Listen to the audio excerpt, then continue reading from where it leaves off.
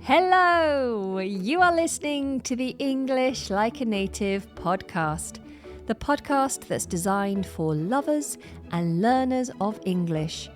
I'm your host, Anna, and today, I'm in pain.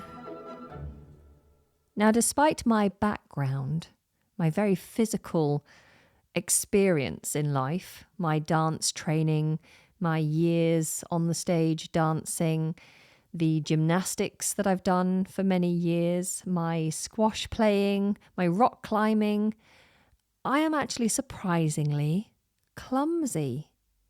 Now, someone who is clumsy tends to have lots of accidents. They drop things and they fall over and they just can't seem to coordinate their bodies very well. So they are clumsy. Things break around clumsy people. And I think I put it down to the fact that I'm always trying to do too much. So I like to try and multitask. You know, I might be running downstairs to quickly tend to my children or to grab breakfast. And as I'm running down the stairs, I notice that there's a laundry basket full of clothes that need to be put into the washing machine. So I grab that laundry basket under one arm. And as I pass by the safety gate, the baby gate at the top of the stairs, I see that there's an empty glass there that's been left from the night before. So I grab that in the other hand and I rush down the stairs. And I see something else at the bottom of the stairs and I try to throw that in the basket as well so I can take it into the kitchen. And I'm just always trying to do many things at once. And this can often lead to unintended consequences. And this is what happened yesterday when I was running from the garden studio, because I work in the garden. So I was running from the garden studio into the house. Now there are 3 steps leading up to the house. And I've done these steps many times. But this time, for some reason, as I put my foot on the second step, I didn't put it on enough. I just put my toe to the top of the step. I didn't quite put my full foot securely onto the step. So I didn't quite make the step. And my toe slipped off as I pushed through it. And my shin, which is the front of your lower leg, my shin hit the step or the edge of the step, full force. So the full force of my forward momentum was taken through my shin against the corner of the step. It was agonizing. And now I have quite a large scrape chunk taken out of my shin and a very large bruise, an area of swelling around my shin. The thing is, shins always hurt more than they should. The bone is so close to the skin that if you knock your shin, it really, really, really hurts.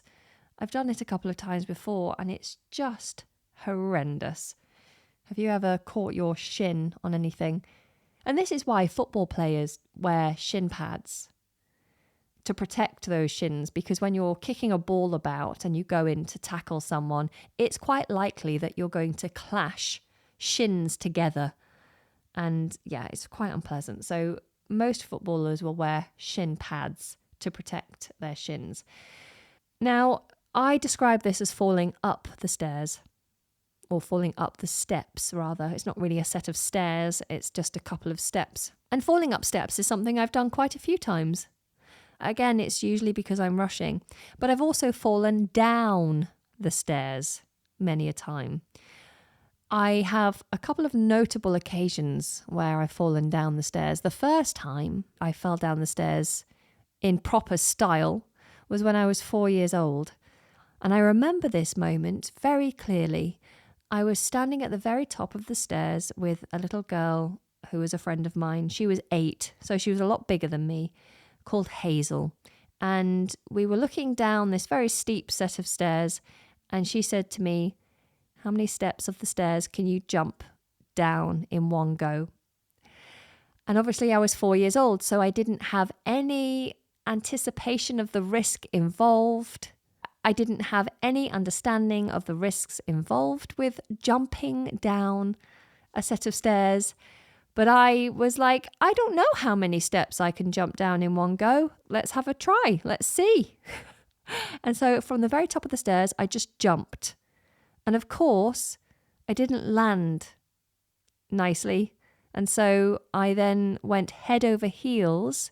So my head went forward and I started rolling forwards down the full set of stairs. And I landed at the bottom with a whack. And my mum heard this tumbling noise, came running out, and I'd caught the back of my head and scratched it or cut it.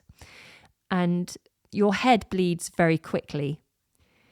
So all she heard was all this tumbling down the stairs. She opened the door and there is me, her little beautiful 4-year-old girl, lying in a pool of blood, because in the moment that it took my mother to get up and come to me, my head had just let out a flood of blood. So I'm lay there in a halo of blood around my head, and my mum freaks out, thinking that I've, done some terrible damage. She rushes me to the hospital.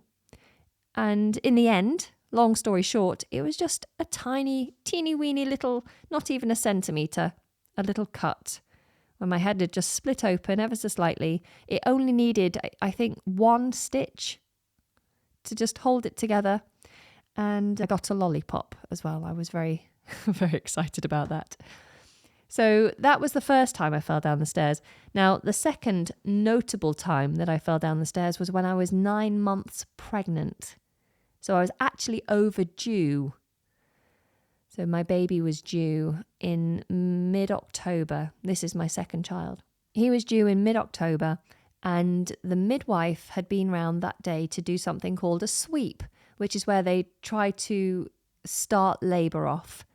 And it had been quite successful. I was already experiencing contractions. So we're thinking, okay, today is the day. I've had my sweep. My contractions are starting. Today my child will be born. However, I slipped at the top of the stairs. I think I was carrying a basket of laundry. And of course, I had a huge bump. I was huge. So I was very front heavy with this bump and a basket of laundry all in front of me. And I miscalculated where my feet should go, and I slipped and I fell down really hard on my bottom. Luckily, I only went down a few steps, but I banged my bottom really hard. I actually ended up with quite a large bruise on my bum. But the shock of it made me cry. The shock of it stopped my contractions. I think the fear made my body just shut down. So it was like, no, it's not safe to have a baby. Stop all contractions. So I was very frustrated. Even more frustrating is the fact that, after that, it took another week before I was finally in labour, and my baby didn't come naturally in the end. It was an emergency C-section in the end. Perhaps if I hadn't have fallen down the stairs, I would have had the baby, no problems, naturally, in my birthing pool at home. But anyway, that's another story.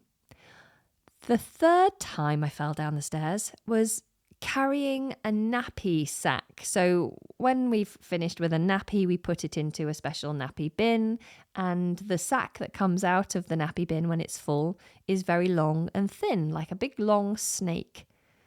And usually, you don't want to handle this too much because it stinks. You tie a knot in the top of the bag and you carry this big snake of dirty nappies down the stairs and put it in the outside bin. Now, this one particular time, the nappy bin hadn't been emptied for a very long time, so it was quite long. If I held it up high above my head, the tail of this nappy snake reached down to my feet, so it was very long. And I was like, oh, this needs to go out. This is disgusting. And I'm rushing around because it's morning time and I'm trying to get everything sorted for the day. And I whipped this bin out. So I have this nappy snake and I start to run down the stairs. And now I'm barefoot at this point.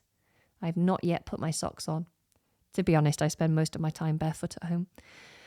And I took a few steps on the stairs. Now, stupidly, I actually thought to myself, oh, I better lift this up higher, this nappy snake, because I might stand on it and slip.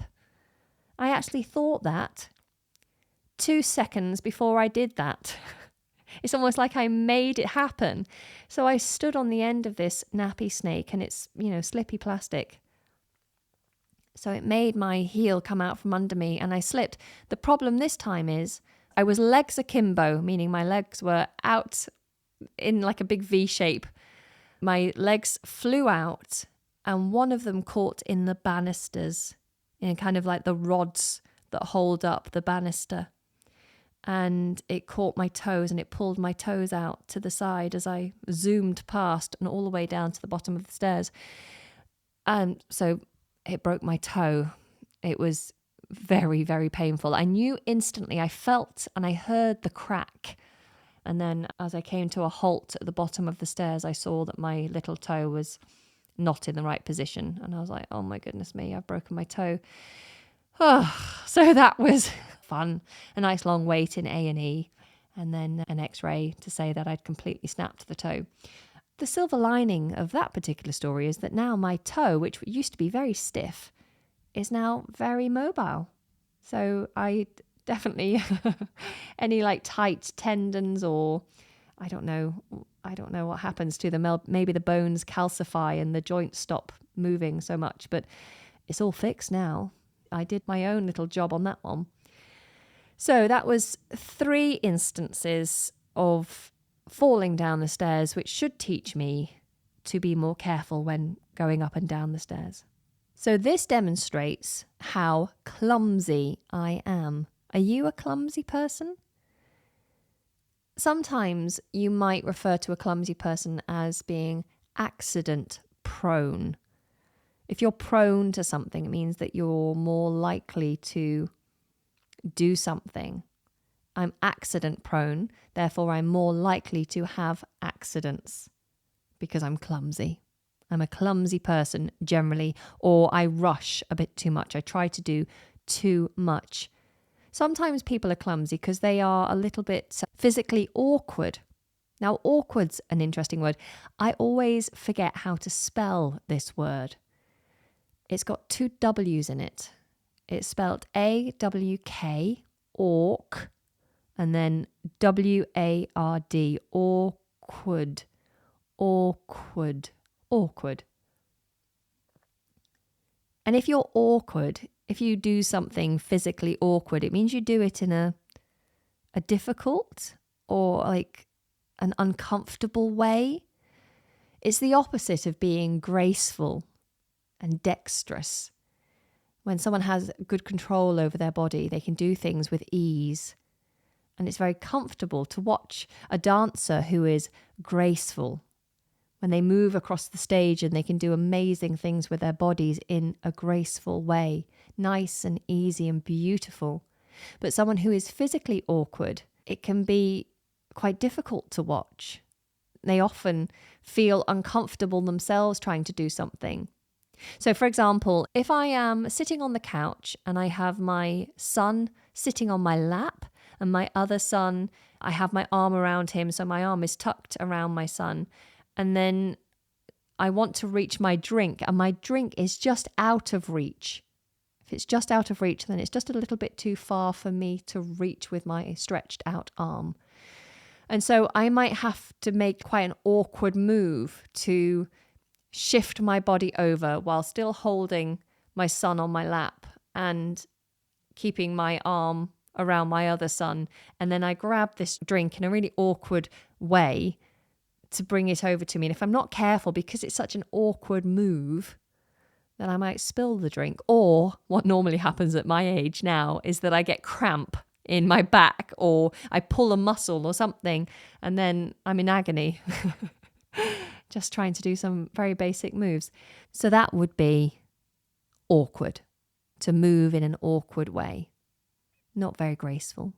Now, if you are an awkward or clumsy person, then you might fumble about at times. To fumble is to like handle things. It's about using your hands. You handle things in a clumsy or awkward way. I often use the word fumble when I'm talking about being in the dark. Imagine you are trying to find something in the dark. You've woken up in the middle of the night, maybe to do a nappy change on your child, and you can't find the wipes. or the little light switch. You can't find where it is, so you fumble about, meaning you use your hands to try and guide you. But while you're trying to do that, you clumsily knock over a glass of water or you knock things off the side. You're fumbling around trying to find things. So you're moving and handling things in a clumsy or awkward way. And things often get mishandled or dropped. Now, I mentioned there knocking over a glass of water. So we use knock when talking about hitting something. So you knock on a door, don't you? There, I just knocked on the door. So to knock is to hit something. But if you knock something over, to knock over means you hit something and it goes from a vertical position to a horizontal position. I might knock a person over. If I run into them and hit them, I knock them down to the ground. They fall down until they're in a seated or a lying down position. So I've taken them from vertical to horizontal. I've knocked them over. Oh, I'm so sorry. I didn't mean to knock you over. If you hit someone with your car, then you knock them over or knock them down. I am terrible for knocking things over, especially my glass of water. I tend to have a glass of water next to me in my bed, and I am so clumsy in the night. I often knock it over. Usually once I've already drank and then I'm trying to put the glass down, I knock it over at that point. When I first moved to London, I used to do a lot of kind of hosting work. So I'd be a hostess or, a waitress or that kind of thing. And I was being a hostess at a very posh event and I was responsible for handing out the champagne. So I'd walk around with this great big tray full of champagne flutes. The flutes are the long glasses that you often have sparkling wine in. And so I must have had maybe 15 flutes of champagne on my tray. And I remember someone came over and swiped a glass off my tray so fast that it kind of unbalanced me. And I tipped back ever so slightly, but then I could see that all the glasses were potentially going to fall. So I was trying to save them, and while trying to save them, I basically ended up dropping the entire tray of champagne flutes. So there must have been 14 left on my tray that ended up on the floor. Glasses smashed, champagne all over the carpet. Very embarrassing. So I knocked them all over. I essentially dropped them all, really, didn't I? So we drop things, we knock them over. Sometimes we bump into things. This is a common phrase, to bump into. Now, this can be used in two ways. You can bump into someone, like by accident, just like knocking into them. Oh, I'm so sorry. I didn't mean to bump you there. I bumped into this chap and I made him drop his phone. Or you can bump into them, meaning you come across someone, you see someone that you don't intend to see. Like a friend, you might meet your friend in the supermarket unintentionally. Oh, hello, Tina. What are you doing here? Oh, well, I'm just buying some bananas. What are you doing here? Oh, I'm always here at this time on a Thursday. It's lovely to see you. Yeah, I can't believe we just bumped into each other after all this time. That's amazing. So to bump into someone is to meet them unintentionally, just by chance. But if you are a clumsy person and you are fumbling around in the dark, you might bump into the wall. Now, if you are fumbling around in the dark, you also might trip. You might stumble and trip. To stumble is when you lose your footing. So you stumble is when your feet don't go down underneath you as you intend. Sometimes if you stumble, you might end up on the ground, but not always. Sometimes you just lose your footing a bit, but you catch yourself, don't you? And you manage to right yourself and get back to a normal way of walking or running. We can actually use stumble as well when we're talking about speech. Sometimes you stumble over your words. And you can trip over your words as well. It's when you kind of start to... sorry, I just stumbled over my words. It's when you start to talk and then you just... you say the wrong thing. Yeah, it's not about forgetting or losing your trail of thought. It's about a sound coming out of your mouth that you didn't intend, or not being able to get your mouth around certain consonants, for example. Like if you're trying to do Peter Piper picked a peck of pickled peppers. So if you're trying to do a tongue twister and you struggle, then you might be stumbling over your words. Now, trip is the other one I mentioned. You trip over something, just like knock over.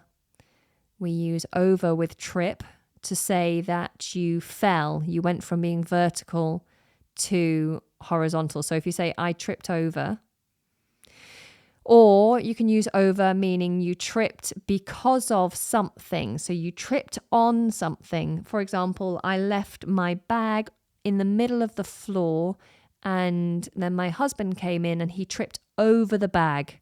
The bag caught his foot and made him trip, made him stumble. He tripped over my bag. Please don't leave your bag on the floor. Someone might trip over it. We can also use over with fall, to fall over. My son just fell over and he needs a plaster for his knee. Poor thing.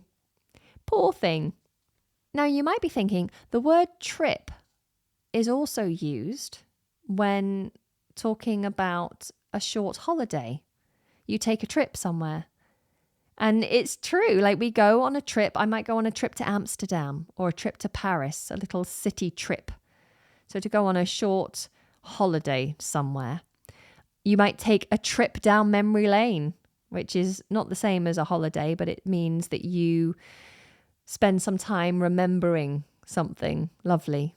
So if I reminisce about my days on the cruise ship when I used to do all the fantastic shows with all the feathers and the sequins and the band and the glory of it, the glamour, I'm taking a trip down memory lane.